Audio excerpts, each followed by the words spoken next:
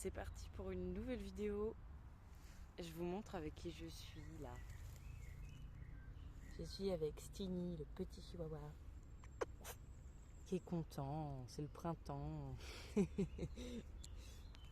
Tout comme moi. J'aimerais vous faire une petite vidéo aujourd'hui sur la communication animale. Parce que ça questionne beaucoup les gens.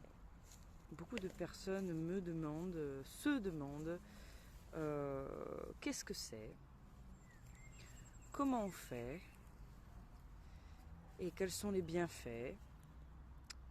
Et il y a beaucoup aussi d'idées reçues.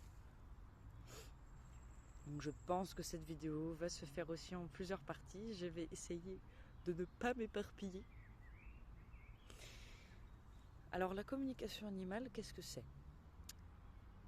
C'est une technique intuitive de communication de cœur à cœur, d'âme à âme avec les animaux. On peut dire aussi que c'est une forme de télépathie avec les animaux. Et cette technique nous permet de rentrer en connexion profonde avec l'animal et donc de pouvoir ressentir ses émotions, de pouvoir capter ses pensées et donc de mieux comprendre ses désirs, ses besoins, ses contraintes, ses peurs, ses limitations aussi. Et ça va nous aider à renforcer un lien humain-animal de façon très forte que dans le cas où le gardien, ce que j'appelle le gardien c'est le maître, mais les animaux nous appellent nos gardiens, pas nos maîtres. Donc à condition que le gardien écoute l'animal. Je vais m'expliquer. On a déjà pris contact avec moi pour que je puisse communiquer avec leurs animaux. Cependant, si je communique avec un animal qui me témoigne qu'il y a des choses qui ne vont pas dans son mode de vie, dans le comportement, l'attitude de son gardien, et que après cette communication animale, le gardien n'en prend pas compte, ne le prend pas en considération et ne change rien, ça peut aussi avoir un effet délétère. C'est-à-dire que ça peut avoir l'effet un peu inverse. Parce que l'animal, dans le cadre et dans le cas de la communication animale, nous ouvre entièrement son cœur, se met à nu et est profondément touché par ce type de communication. On va aller écouter ses besoins, écouter ses attentes, entendre ses joies, ses pleurs. Donc il est nécessaire derrière qu'il y ait une sensibilité, un intérêt, une attention particulière à observer et écouter profondément son animal. Voilà. Il y a aussi autre chose que j'ai pu souvent observer par rapport à ce que je dis justement là, précédemment.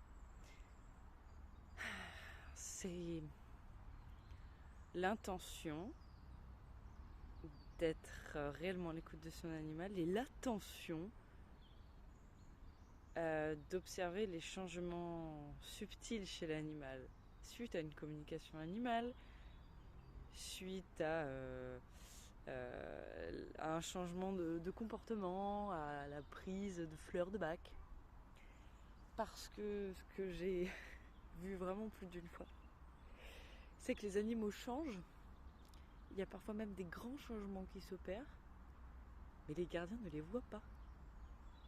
donc ils pensent que il n'y a rien qui a été fait ou que l'animal n'a pas mis en place de changement, alors qu'en fait tout est en train de se transformer de façon positive. Mais nous sommes tellement dans un bavardage mental incessant, dans des habitudes, des schémas mentaux répétitifs, qu'on n'est même plus attentif aux changements subtils, très subtils parfois, qui s'opèrent autour de nous. Et ça, c'est vraiment important. Voilà ce que je voulais aussi vous dire là-dessus. Alors, comment ça marche la communication animale ? Eh bien, vous savez peut-être déjà, je l'espère, sinon vous l'apprenez, que tout est une question d'onde, que tout dans l'univers, autour de nous, en nous, tout est vibration, tout est énergie. Et naturellement, l'humain fonctionne sur des ondes bêta, supérieures à 12-13 Hz. Bon, voilà, parfois on entend 12, parfois 13, on est dans ces alentours-là. Je ne les ai pas mesurés moi-même avec une machine.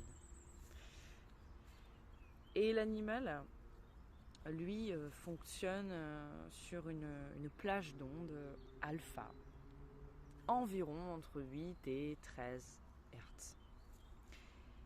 Et donc, pour entrer en communication intuitive avec l'animal, il faut qu'on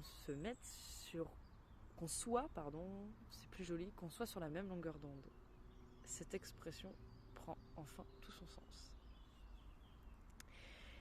Donc, pour pouvoir se mettre sur la même longueur d'onde que l'animal, il faut pouvoir rentrer dans un état méditatif, un état d'apaisement. Ça passe bien sûr par s'installer confortablement, fermer les yeux dans un premier temps, calmer son mental, respirer profondément. Et ensuite, il y a d'autres techniques qui peuvent être mises en place. Je crois qu'il y a des méthodes qui fonctionnent très bien, mais qu'ensuite chacun est suffisamment intelligent pour pouvoir trouver le chemin le plus simple pour pouvoir communiquer avec eux. Mais ça commence déjà par là. Ça passe par un alignement physique et psychique.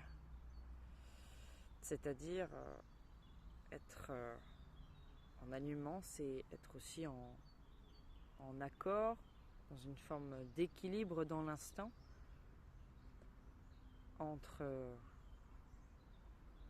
son esprit, son cœur, son corps,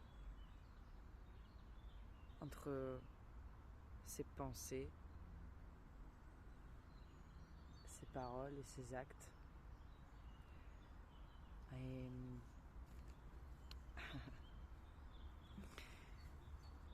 c'est par cet alignement physique, psychique, qu'on devient un canal. Devenir canal, eh bien, c'est que ce canal est suffisamment propre pour que l'information intuitive puisse passer, qu'on puisse l'entendre, la percevoir, la ressentir par différents moyens. Il y a différents biais puisque tous les sens subtils vont être utilisés. La kinesthésie, la clairaudience, la clairsentience, la clairvoyance, le goût, l'odorat. Tout cela sur un plan subtil. C'est beaucoup plus simple que ce qu'on peut imaginer.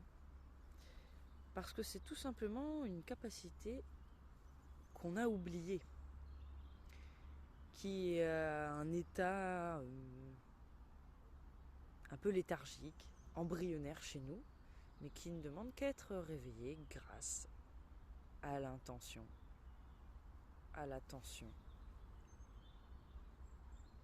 à l'alignement, à l'ouverture d'esprit, et ensuite à l'entraînement. Parce qu'ensuite, tout est une question d'entraînement, dans la vie en général. On répète, on répète, on répète.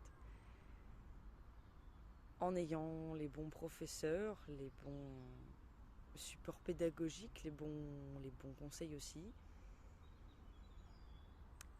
En faisant de la vérification rétroactive avec un gardien qui va pouvoir nous aider à vérifier les informations que l'on reçoit.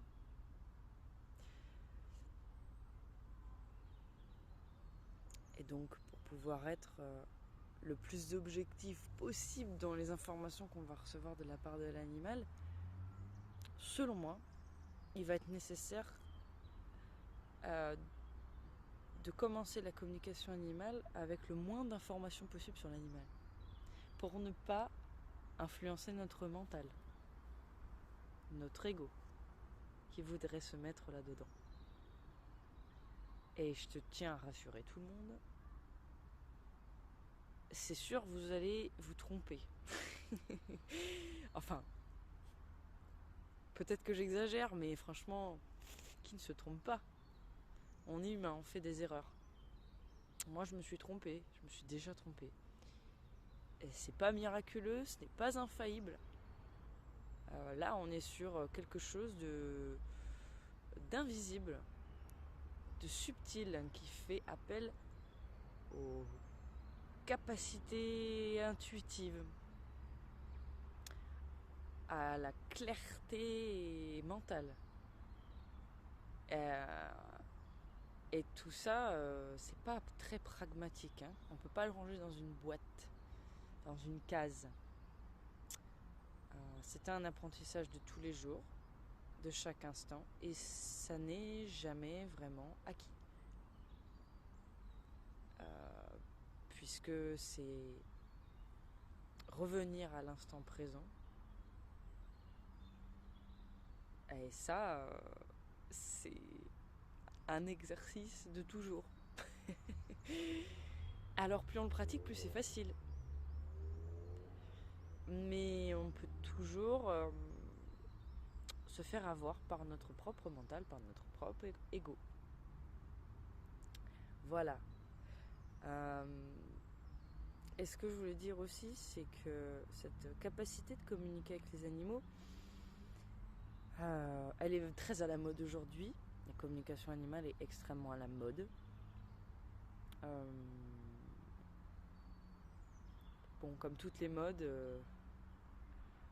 il faut vraiment pouvoir garder son discernement et aller avec des pincettes dans ce qu'on entend, dans ce qu'on lit,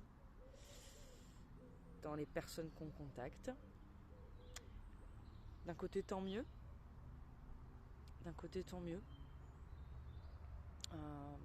C'est le côté mode qui est certainement désavantageux pour la pratique. Mais ce qui est bien, c'est que ça la fait connaître au plus grand monde, et si ça peut aider à éveiller les consciences et à faire entendre que c'est possible, que ça existe, c'est déjà une très belle chose. Cependant, la communication animale s'est pratiquée depuis la nuit des temps. Et les peuples autochtones, les peuples premiers, les primitifs, ça, ils savent le faire automatiquement.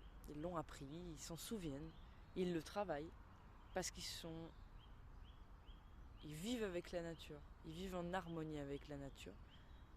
Et il y a quelque part, ils n'ont pas d'autre choix s'ils veulent survivre et ne pas être en résistance et en lutte contre les éléments et envers les êtres qui les entourent, que de communier avec eux et d'utiliser tout un langage non verbal. Voilà, pour connaître et comprendre les animaux, et pour aussi entendre les messages des plantes, pour connaître leur utilisation à des fins médicinales, par exemple. Donc voilà, je pense qu'on a déjà vu beaucoup de choses. À une prochaine fois pour une nouvelle vidéo. J'espère que ça vous aura plu. Bye bye!